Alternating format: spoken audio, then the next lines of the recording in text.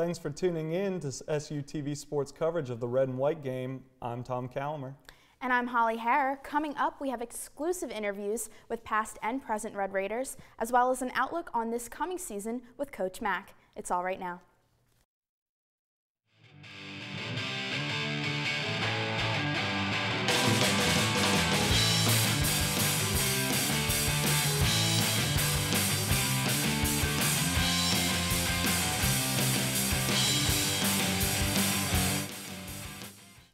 Well, Tom, it's hard to believe another offseason has come and passed already. It is hard to believe, but the Raiders have been putting work in on and off the field this season. Before we get into what the team has been doing on the field, we want to highlight what the team has been up to off the turf. Community service has always been a staple of Raider athletics. Last year, the team participated in several community service events around Shippensburg. Together, they logged over 1,000 service hours. Giving back will continue to be a tradition for the Raiders. Speaking of traditions, Raider athletes have excelled in the classroom as well. The team averaged a 2.7 GPA last season, closing in on their goal of 3.0. A true freshman recorded the highest GPA of the team at 3.8. Justin Pyle was also named the Capital One All-District First Team after last season. Pyle held a 3.3 GPA while also balancing time behind the pocket as a running back and a quarterback. The Raiders have been spending time perfecting their game on the field. SUTV's Tyler Baldwin tells us more.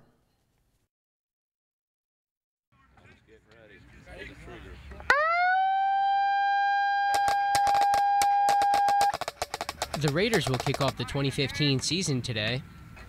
The team returns to Shippensburg Stadium for the red and white game and a chance to showcase off-season work.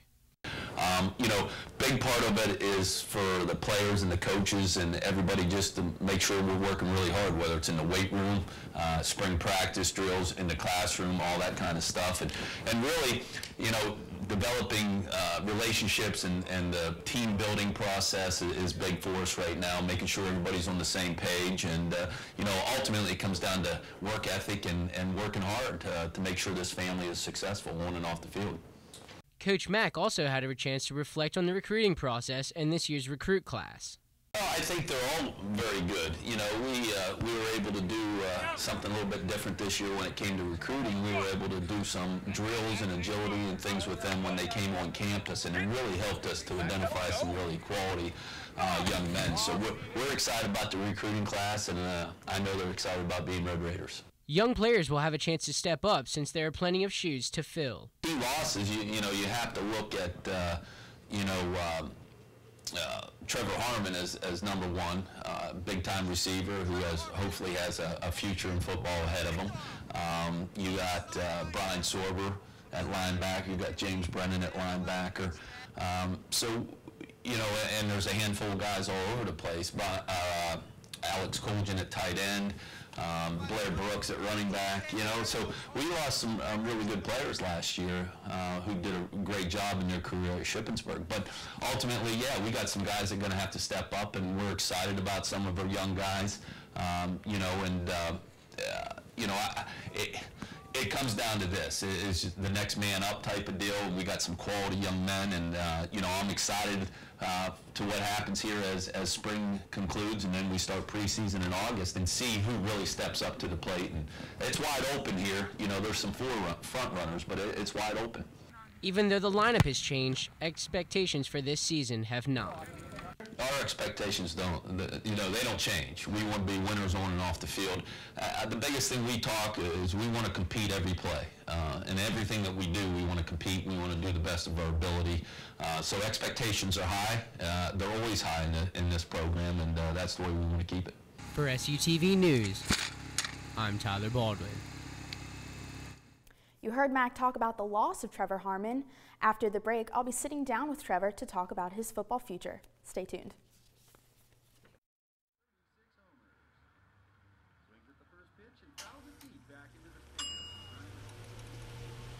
Chill raw and prepared foods promptly. 1 in 6 Americans will get sick from food poisoning this year. Check your steps at foodsafety.gov.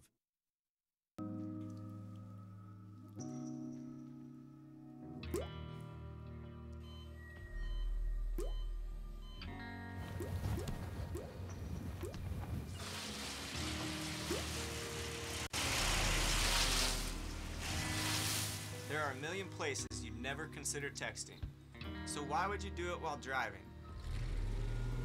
Leave risky driving to the professionals. Stop the texts, and together we can stop the wrecks. Hey. Ready to go? Yeah, but the fire's not out. Close enough. Close enough? If it's too hot to touch, it's too hot to leave. I mean, the next thing you know, you've torched our whole neighborhood. Which is why we're not going anywhere? Exactly. 9 out of 10 wildfires are caused by humans. Only you can prevent wildfires.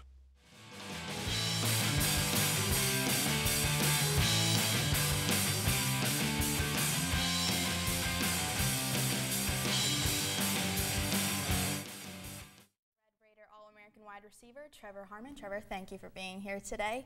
How are you doing? I'm doing very well. How are you? Good. Can you tell us a little bit about what you've been doing since graduation in December? So it's been a very busy process, what's been happening right now. I went to Arizona the beginning of February, I think, maybe the end of January, to go out there and train. I was out there for 1 week with 15 other athletes that are training for going through the same exact process that I am. Then I had the opportunity to play in an all-star game down in Texas. So I went down there for a week, and then I was back in Arizona for another 5 weeks where I finished up my training. So lots of running around. Lots of running around, lots of flights, lots of sitting around. It's been a great experience, though, and a humbling one. Are you able to reflect kind of on your time at Ship, and what kind of support have you been getting from Coach Mack and everybody back home? Tons of support. The whole time that I was out there, I was always receiving texts, phone calls, everything like that.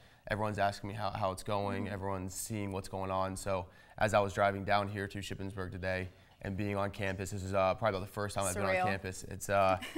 It's been a sad moment. It's also been a surreal moment, but very blessed to have the opportunity that I have ahead of me right now. Definitely.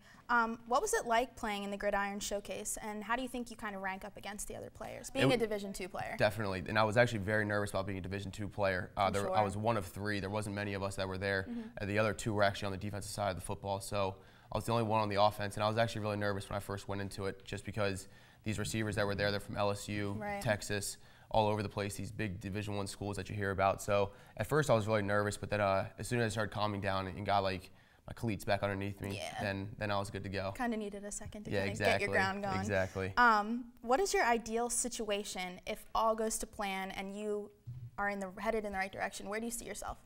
Getting drafted, and the draft's at the end of the month, so if things go well, which things are going very well right now, then we should be able to, and if not, then we'll test free agency, and the free agency is kind of nice because then you can decide where you want to go. So it's kind of like going to college where you could choose your college. This time you can choose your pro team. So there's different things that are going to have to happen, but it should be an interesting journey. Cool. What has been your most recent step towards the draft, and what are you expecting leading up to it? So right now we're just expecting hopefully some private workouts. Private workouts, it's not really it's a boom or bust kind of thing for private workouts. It's something that if you don't get them, then it's okay. So hopefully we can get those, but I have a couple years of film that will really help, so that some guys don't have. Definitely. So that's why if private workouts come my way, that would be great.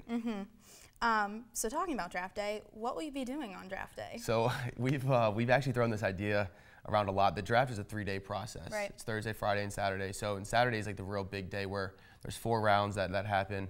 And then also that's when free agency is decided, priority free agents, all that kind of stuff. So I think we're gonna have a little draft party at my house on Saturday. We're gonna gonna have some friends, a bunch of friends over. Mom's gonna cater. We're gonna get some drinks as well, and it should be a good time. That's awesome. Well, congratulations. Thank you so much for being here with us, and best of luck in the future. Thank you very much. I really appreciate you having me. back to you guys. Harman joined several other players from last season, hoping to continue their football career. Former defensive end Jake Metz is taking his talents indoors. Metz signed an Arena Football League contract with the Philadelphia Soul. Zach Zulli will be in the pocket for Lehigh Valley Steelhawks next season. The Steelhawks compete in the Professional Indoor Football League.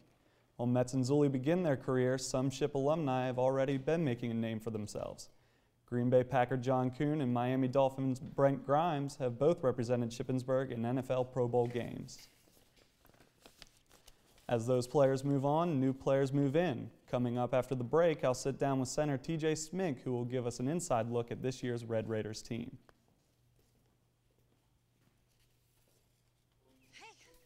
Ready to go? Yeah, but the fire's not out. Close enough. Close enough? If it's too hot to touch, it's too hot to leave. I mean, the next thing you know, you've torched our whole neighborhood. Which is why we're not going anywhere? Exactly. 9 out of 10 wildfires are caused by humans. Only you can prevent wildfire.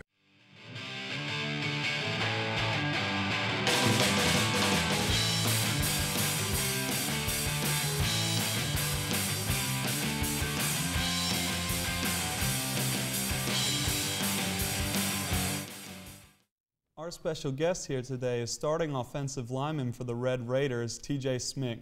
TJ, how are you doing today? I'm doing pretty good, Tom. How are you? I'm doing pretty good. So why don't we start off with telling us a little bit about how the offseason's been going for the team? This offseason started back in December. We came off a loss to Mercyhurst. It's not how we wanted to go, so we came out with a chip on our shoulder. And when we came back from winter break, we went right into morning runs and lifts. And the coaches have been telling us that this is the most excited that they've been in the weight room ever since they've been here. So things have been going good so far. All right. Well, speaking of the weight room, how much time have you guys been spending in there? We're normally in there about 3-4 times a week, not including all the time that we're on the field. But we're really getting after it, and a lot of guys are making good pushes in the weight room. Yeah. How about on the field then? After the weight room, you guys been doing a lot of stuff on field too? Yeah, we started practice right before spring break and all the way up to now. A lot of guys have stepped up in big positions where we needed them, and a lot of the younger guys, they're learning the plays very well. And we're coming together as an entire team, entire group. That's good. So what's the atmosphere been like for the team so far? It's been exciting, to say the least. So far, everybody's been, running around to the ball. Everybody's excited. Everybody's like, big hit or good block.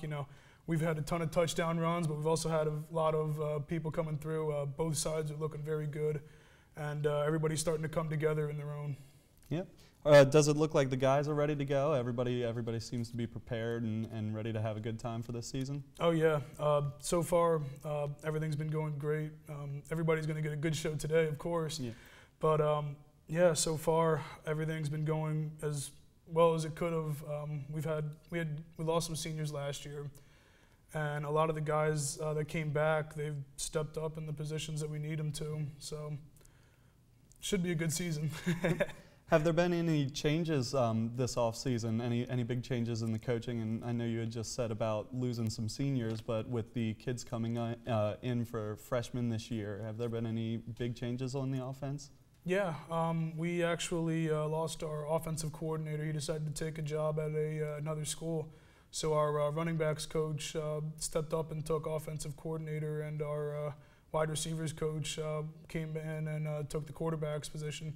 So they've been mixing and matching everything, and we've been running the same offense just a little bit differently, and I think it's even more efficient than it was last season. Well, that's good. So you do feel that it's been a better offense so far, what you've been practicing than last year? I believe so.